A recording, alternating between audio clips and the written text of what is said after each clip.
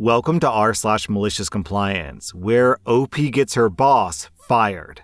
Our next Reddit post is from Peach G Fuel. For context, I've been working in the same health insurance company for the past 3 years. I recently took another position with better hours and better pay, but this time it was to coordinate appointments with doctors and specialists. My performance was always great, and the reason I was selected for this new position was because of my performance. This has been brewing since October of 2022. We used to have this one coworker, let's call her Karen. Karen is this old lady who's a know-it-all. Everything she says is right, and she often blames things on others. The first time I interacted with her was back in October. I said, "Hi, good morning. I have an MD office calling, requesting to speak to you in regards to a prior authorization that looks incomplete." "And you couldn't help them? This is a call center. You're supposed to help. And I don't even know what an MD is." I said, "You're correct. This is a call center. However, you created the authorization, and as you know, I can't fix authorizations that I didn't create.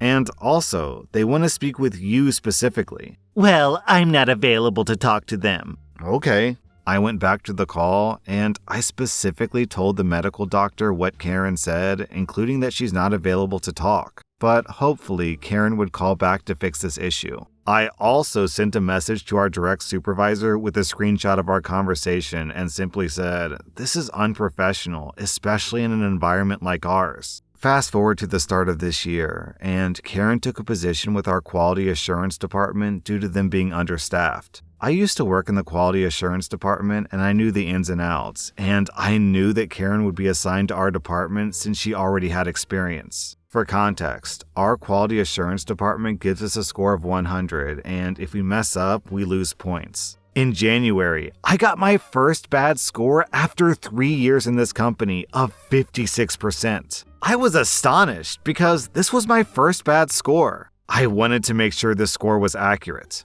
Our company lets us listen to the calls where we lost points, just in case the quality agent made a mistake. I listened to the calls where I lost points, and I did everything right. I completed the information, provided good service, asked the customer if they needed assistance with anything else, and used my script. On Karen's notes, she said that I didn't offer any help and that I didn't even complete the required forms. Luckily, my supervisor took my complaints to Karen and managed to fix my score to 95% because my supervisor didn't feel like I messed up. If you've ever worked in a call center, you know that metrics are everything, and one bad score will quickly cause you to lose your monthly bonus on top of getting your butts handed to you by management. Because if our bad metrics cause us to lose bonuses, managers don't get bonuses either. Fast forward to 3 days ago, April 18th.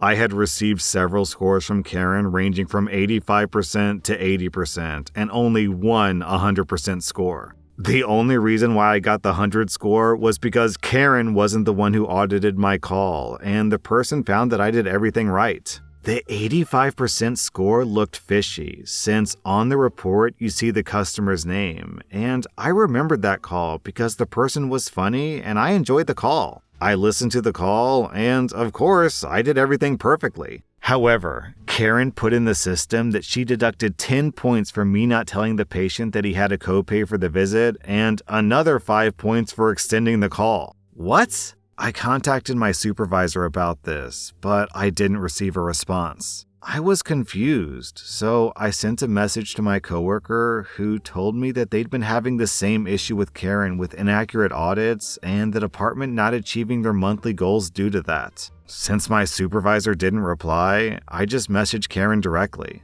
I said, "Hey, I've seen some inaccurate audits from you, and I would like to know if you could recheck them since I listened to the calls and everything was done properly." She said, "All audit scores are final and cannot be appealed." I replied, "You know that I worked in that department for 1 year, right? So I know that you can recheck the call and change the scores." Karen said, "Your previous position is irrelevant in this matter. If you don't like the score, you can go ahead and submit a complaint to my supervisor." I replied, "Okay, have a good day," knowing that her supervisor knows me really well. Cue malicious compliance. I didn't create just one formal complaint. I created one complaint for each time she scored me incorrectly. Not only that, I told my 19 coworkers what Karen said and advised them that if they wanted their scores overturned and rechecked, they could simply send a complaint to her supervisor. In the span of 24 hours, Karen's supervisor must have received around 200 complaints from our department. Karen's supervisor sent us a message saying that he would reevaluate all the complaints and scores and he would send us a final message. 3 days later, I received a message from Karen's supervisor stating that all my scores had been reviewed and properly scored. The message also said that my supervisor would be under investigation because any complaint should be submitted to his manager and he never submitted anything. And also that Karen had been terminated. The best part was logging into our chat system and seeing Karen's profile with no picture, and instead of her name, it only said unknown user. The morale of our group has been so much better, and I hope that we don't have issues again.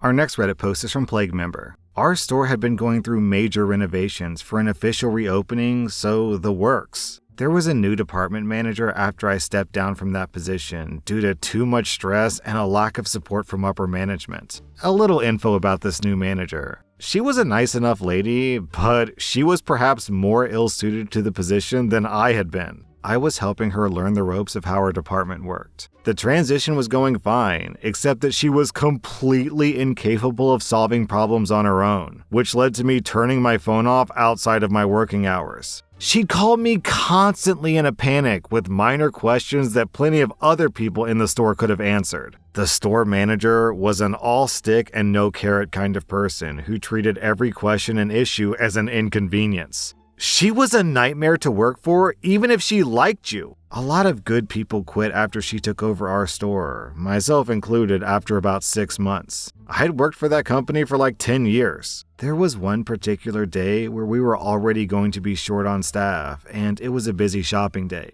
I needed to leave by 3 p.m. for an important doctor's appointment. I'd given plenty of notice, but the day before, I was told that I couldn't go. By then, it was too late for me to reschedule without being charged the entire appointment fee. Cue whining from the store manager, "But I need you. It's so busy and I don't have enough people to cover. What's the appointment for anyways?" I said, "It's an important doctor's appointment. I'm not telling you anymore because the last time I shared with you, the whole store knew my personal business." "But what am I supposed to do?" "I don't know, you're the manager." Cut to later in the day. I'm summoned into the store manager's office. I'm informed in no uncertain terms that I'm not even allowed to leave early today because the department is short-staffed and they need me. Being a meek person, I bend to the store manager's will. I said, "Okay," and shuffle off with my head down. Now I'm understandably upset, and my fragile mental state is in tatters. I feel that this is all really unfair and somehow wrong, so I call the only resource I have, my union. I'm crying, and I explain the situation to the kind lady on the phone. Now, because there was never any paperwork submitted for leaving early, there wasn't anything she could do to help in an official capacity. But still, she threw me a lifeline. She said, "You're going to the doctor anyway, right? You're within your rights to take a sick day, so get your doctor to write you a note. They can't force you to come in, you can't get in trouble for it, and they'll have to pay you for it." So that's what I did. I did as I was told. I didn't leave early, I called in sick and just didn't show up at all. So instead of them losing like 1 or 2 hours of me working overtime, they lost a whole day because they were being unreasonable bullies. The next day, I heard all about how the department was chaos. I felt bad, but it also felt good to set a boundary with these people who were taking advantage of my good nature. Our next Reddit post is from Deleted. A few years back, I worked for a small company of about 100 people. We had a web service that was notoriously poorly maintained by IT. The service worked fine on Internet Explorer, but was buggy on Firefox, Chrome, and everywhere else. Occasionally, when a new version of a browser was released, the web service just stopped working until IT got around to fixing it. So one day, Internet Explorer releases a new version, and it breaks the web service, so I submit a service request to IT. I wait a few hours doing other tasks, but eventually get to a point where this problem is literally preventing me from doing my remaining work. So I go down to the IT guy's desk, and he's playing games on his phone, and I ask him about the issue. He says the issue is currently not high enough priority, and it won't be addressed until it becomes a priority task. I ask, how do service requests become prioritized? You have to have multiple people report the same issue, he says. Followed by, if you want me to work on this issue, make sure someone else has the same problem. It might just be a you issue, not a browser issue. So, I go and tell all my coworkers to install the newest version of their browsers to see if an ongoing issue has been fixed. Before long, no one can work. The web service is down for everybody. The IT guy gets bombarded with service requests and the issue becomes prioritized. I came in the next day and the web service was working properly. Our next Reddit post is from Henry. I was a physicist at an engineering school, and the older faculty liked to tell the story of a long-gone graduate student who tried to get cute with a police officer. He was speeding, going something like 20 over the limit on I-95, and he gets pulled over. The cop asks him why he's speeding. Being a physicist, he explains that the sudden cold snap overnight caused his tire pressure to fall. And he was speeding because the faster rotation of the wheels increases the heat and pressure within the tire, and it was safer to be driving slightly faster on pressurized tires than at the speed limit on underinflated tires. The cop, amused, asked if what he said about tire pressure and speeding was true, and the young grad student replies, "Yes, absolutely. I'm a physicist at MIT. The cop then goes back to his vehicle and returns with 2 tickets, one for speeding and one for knowingly driving with underinflated tires. He called it driving an impaired vehicle or something like that. Needless to say, this poor fellow became a very good example of times when intelligence is not a substitute for wisdom, and why it's poor form to flaunt your education. So just in case you don't know, the reason why cops say, "Do you know why I pulled you over today?" is because they're hoping you confess to something that they weren't even aware of. You might say, is it because of the drugs in my back seat? Or is it because of the gun? Or because there's a warrant out for my name? The cop might not know any of that stuff. So just shut your mouth and say, "I don't know, officer, why did you pull me over?" Because if you just start confessing to crimes randomly, you're bound to make your situation worse. That was rSlash Maliciouscompliance, and if you like this content, check out my podcast where I publish the exact same episodes. Also, hit that subscribe button because I put out new Reddit videos every single day.